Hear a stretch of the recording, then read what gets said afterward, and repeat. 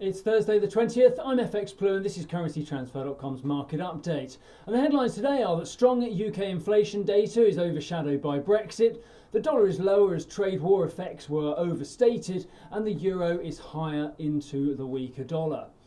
So we've seen time and time again that any Brexit optimism can be quickly crushed by negative comments from the EU, suggesting either little or no progress. And yesterday was true to form.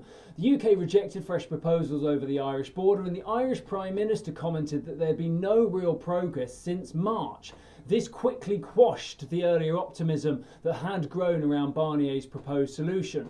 Earlier in the day, UK inflation data defied forecasts of a drop to 2.4%, with a surprise increase from 2.5% in July to 2.7% in August, further justifying the Bank of England's rate hike over the summer. Sterling immediately rallied on that news up to 132.15, a level not seen since late July. But when the news broke of further Brexit disappointment, the pound was pushed back to close virtually unchanged on the day at 131.45.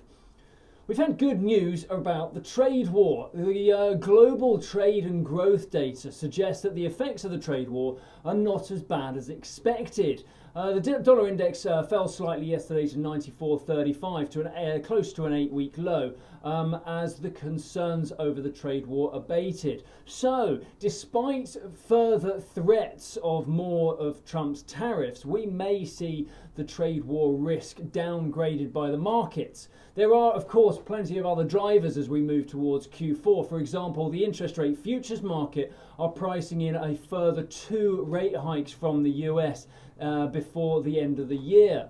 And if the market attention shifts to the relative strength of the G7 economies, it's likely that the dollar correction may be quite shallow.